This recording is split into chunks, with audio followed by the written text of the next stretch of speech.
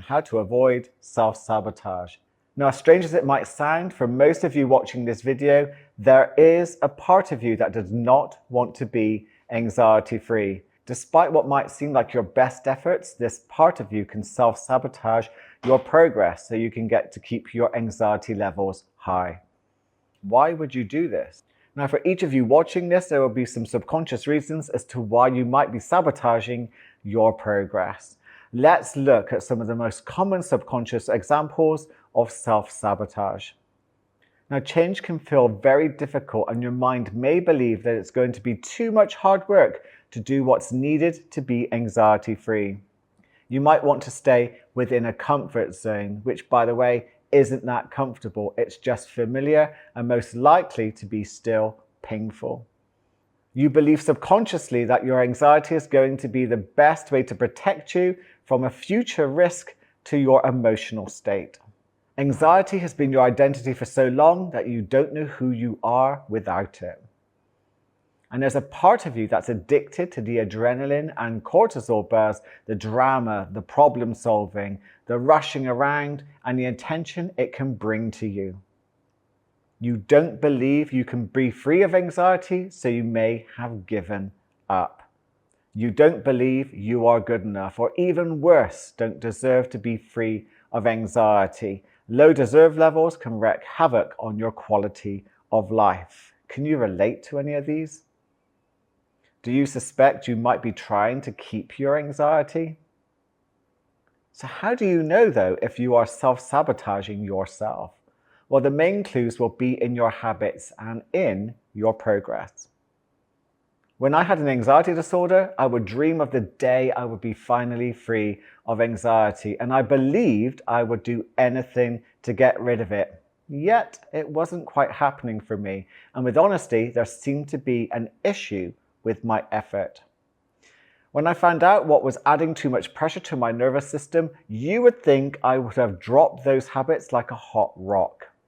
But no, I still drank too much caffeine. I wanted to go to bed when I wanted to go to bed, not when my body needed to. I ate way too much junk food. I didn't bother to increase my exercise. I drank alcohol. I procrastinated with meditation to calm down and heal my nervous system. And my breathwork practice was average at best. I buried my head in the sand when it came to ambition and living with purpose. And I stuck with dead-end jobs just for the cash. Looking deeper, I can see that I was a high-functioning anxiety person. I appeared to thrive from the rush of adrenaline and cortisol. I was distracted from deeper exploration of my issues with high drama that seemed to follow me everywhere. Being a high-functioning anxiety person was exhausting, which also led to looking for relief through unhealthy habits to give me a cheap dopamine boost in the short term.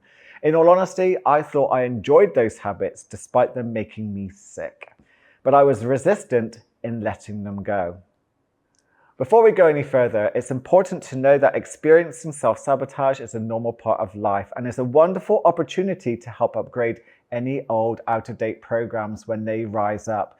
So don't judge yourself, because remember, what we resist will persist. For me, I had to be honest about my lifestyle. My junk food and caffeine intake and my sleep routine were the worst. I can't tell you how much of a difference it made just to begin to take my physical health seriously, though I did take my time. So what changes can you begin to make today? Can you feel any resistance to making any of those changes? And why? Mindfulness training can help you become more aware of your programs, trying to move you into an autopilot state of mind and hold you back.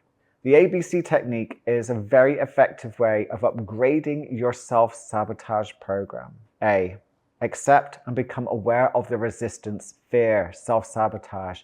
B, breathe into the feeling as it's an old program that's triggering a false alarm in the body. C, choose to name it, to tame it. Label any resistance as self-sabotage. This is just self-sabotage I'm experiencing. This is just an old program and it will pass soon. This brings it out of the subconscious into the conscious, where it helps to facilitate change. Choose to soothe with compassion and coach yourself into taking more steps towards your new anxiety freedom identity.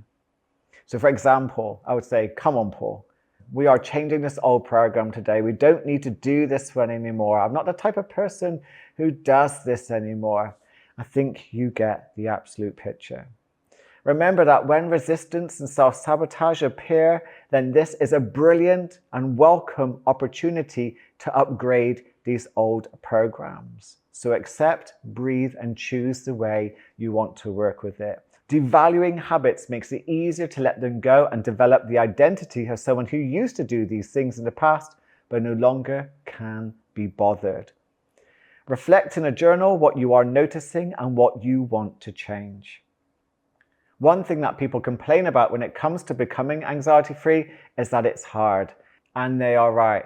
But everything is hard. You just have to learn to choose your hard. Developing a healthy lifestyle is hard work. But then living unhealthily is hard work. Choose your hard. Developing a decent sleep routine, yeah, that's hard. But feeling exhausted and living half a life is also hard. So choose your hard. Going to the gym and working out, it's hard work. But being unfit, that is hard. So choose your hard. Meditation can feel boring. It's hard to sit still. Yes, it's hard. But then having an untrained mind is hard. So again, choose your hard. Therapy and coaching are hard work. But having unhealed trauma and not knowing who you are and what you're capable of makes life very hard. So again, choose your hard. Make it your mission to enjoy the challenge of upgrading yourself to your new identity as someone who is becoming anxiety-free. Embrace your self-sabotage, not as the enemy to resist and judge yourself by, but as a sign you are moving in the right direction, and as always, as an opportunity to upgrade your old programming. Well done for getting to the end of the week. In the last video, we'll be looking to the future and what long-term changes you can make to positively impact your well-being. See you there.